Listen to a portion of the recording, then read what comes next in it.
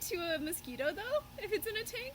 No, it's not, right? Well, no, because it can't get it, I don't think. But it's not, like, intimidating like a guard dog. Your tarantulas a guard dog for the mosquitoes. You're just, like, barking at the mosquitoes. Yeah.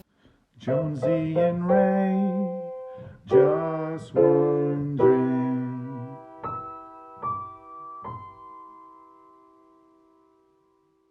Welcome back to Just Wondering podcast, where we will surprise each other with whatever topics come to mind. We literally know nothing and have made a rule to never research before recording, so buckle up. We're your hosts. I'm Jones. And I'm Ray.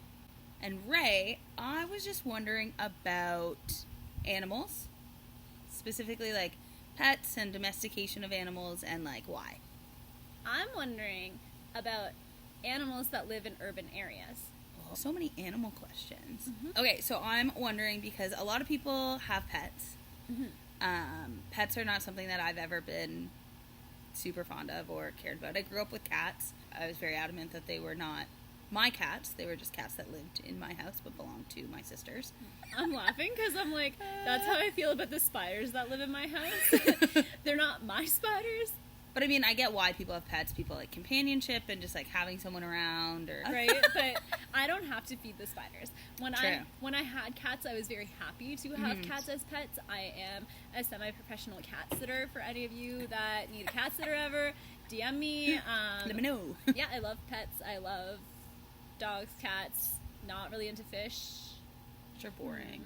I understand why people now have pets, but like, how did pets become a thing in the first place? So obviously people had livestock or they used animals for like farming or things like that, but who just decided like, I'm gonna bring this cat or this dog to live in my house with me? Like, I think that dogs make a lot more sense because, as we've noticed now, dogs are more trainable than cats. You can usually use them for a purpose as well. So like for sheep herding and stuff, and they are pack animals, so they have fierce loyalty, right? So they would have been like bred down probably from like wolves or something. So there's a pack mentality where they know who the alpha is in the group and they work to protect the group as well. But I don't know about cats.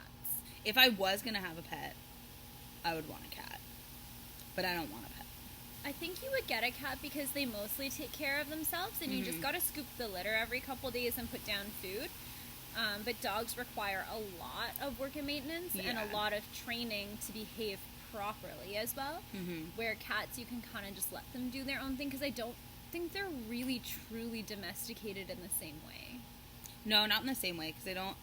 Obviously, there's going to be those one-off cats that do listen and will come, like, when you call their name or whatever, but most cats don't. The thing about me is that I like to just up and go whenever I want for however long I want. Like, I already have to worry about work.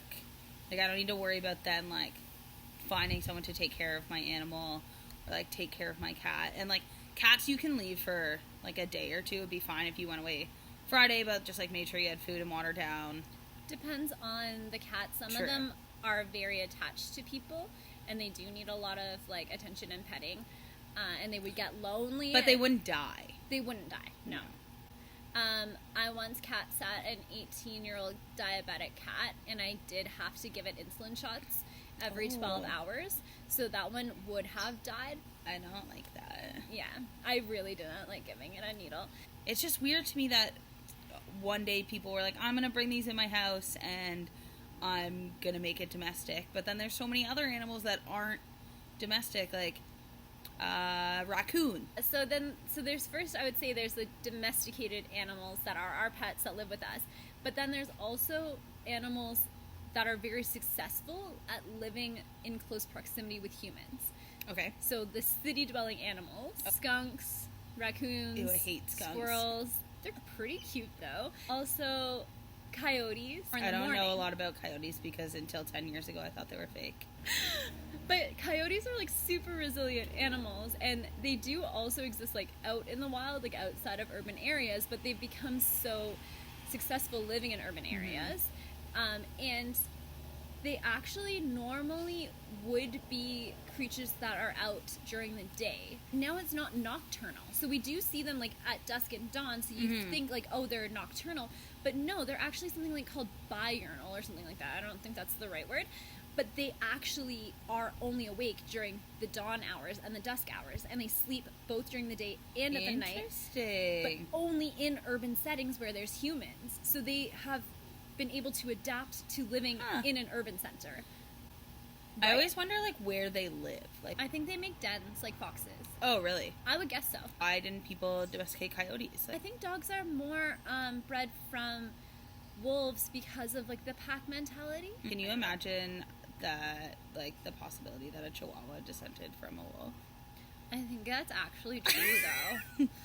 Do you think that all animals that are also pets live in the wild? Are there wild hamsters? I think maybe. So there are for sure wild hedgehogs out there. In Ireland, I saw one running down the road one day, and I was like, "That's the tiniest porcupine I ever saw." And my friend was like, "That's a hedgehog." I'm like, "Aren't hedgehogs pets?" And she was like, "No, maybe in the UK they don't have the same kind of predators that we do." Oh, maybe. So the prey doesn't have to be as like big and fierce. So like a porcupine is yeah. hard to take down, but a hedgehog isn't. But I think like their fiercest predator is a fox. I don't know. I just, like, never hear about those animals in the wild. Like, Because they get eaten so fast, probably. yeah, that's probably true. Because they're wusses. Wusses. It's still always weird to see, like, a wild bunny. Oh yeah, I see Like, them all the time. When I was living in Oshawa, I always would see wild bunnies. When I went to Calgary, they have, like, wild hares. Like, they were huge, like the size of, like, a medium-sized dog. Saber was like, "Look out the window. That's the size of them here." I was also just thinking about pets that are not supposed to be pets, like boa constrictors.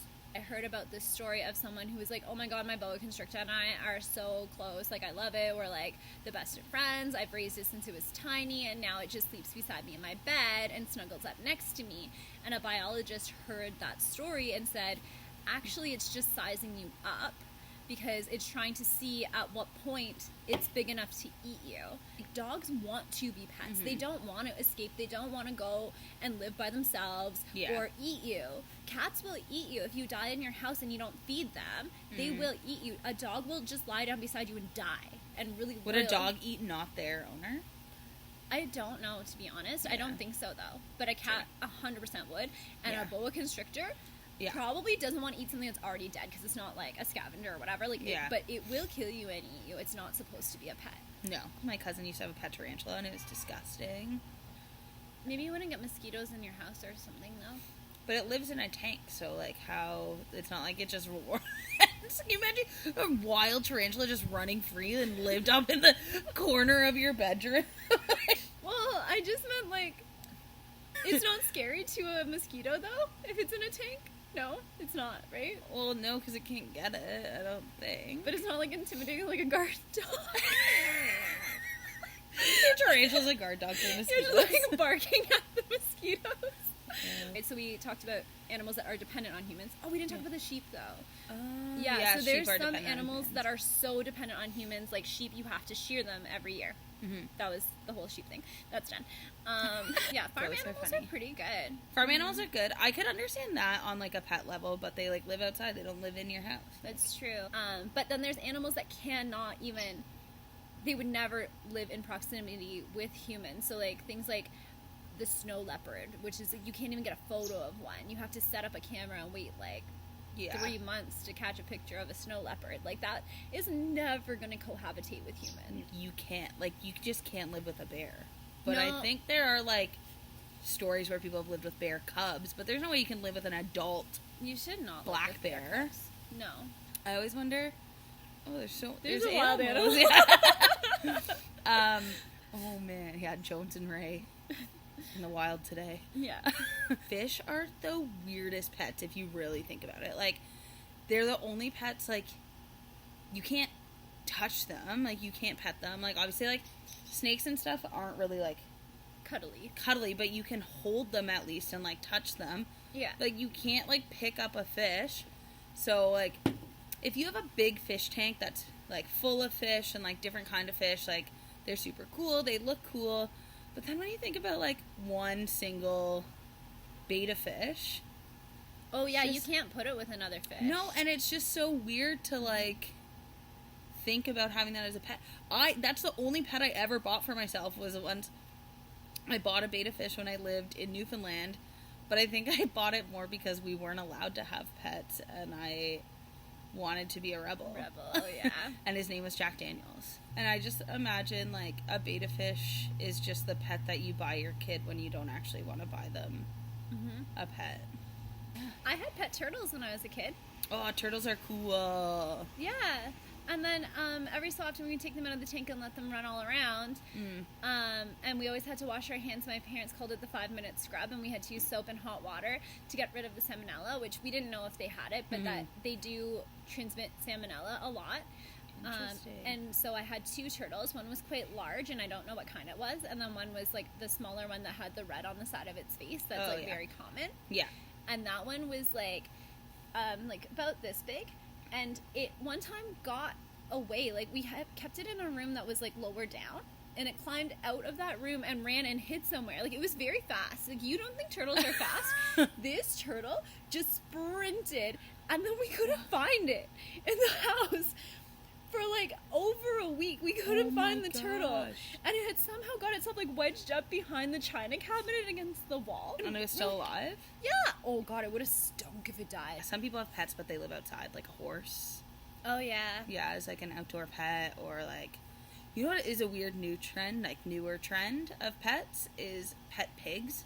Oh, that's cute. Yeah, but they're really cute when they're small, but like they get really big. I used to some of them do. Some of them don't get too big. Though. yeah. And then I used to work with this woman who had a pet pig, and its name was Elvis. My parents one time met someone who had 2 pet pigs, and their names were Pork and Beans. Imagine naming a pig Pork. Like that's cruel. Yeah. Birds are also really weird pets. Yes. Super weird because they're so loud. They obviously don't really do well But if you want them to in be quiet, you cages. just put a blanket over them. and then go to sleep. Like pet parrots, they'll probably outlive you. Also, did you know, so parrots are actually monogamous. And so, Oh. yeah, once they meet their mate, right, they're with that mate forever. Someone will catch a parrot and, like, its wings will get clipped or whatever, right? But if it pairs already, the one that doesn't have its wings clipped just doesn't fly anymore.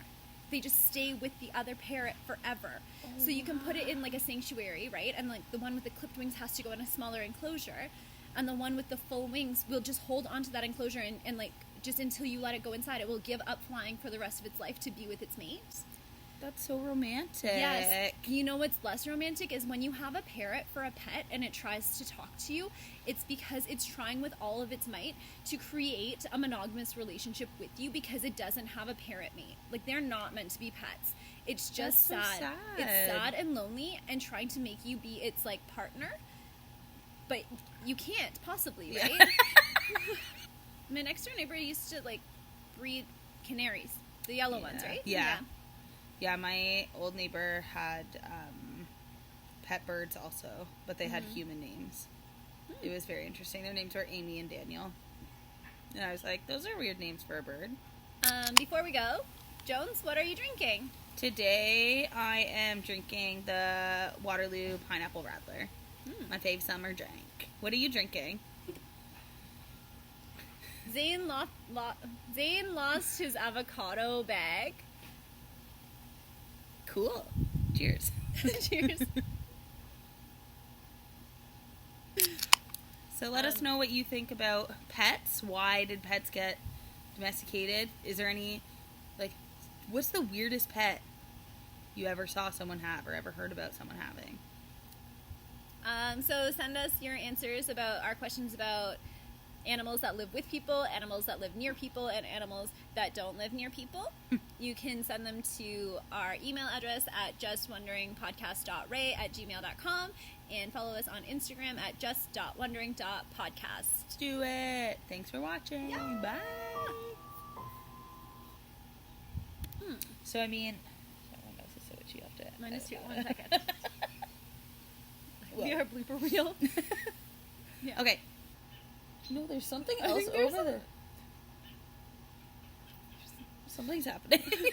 We're in the wild. Nature.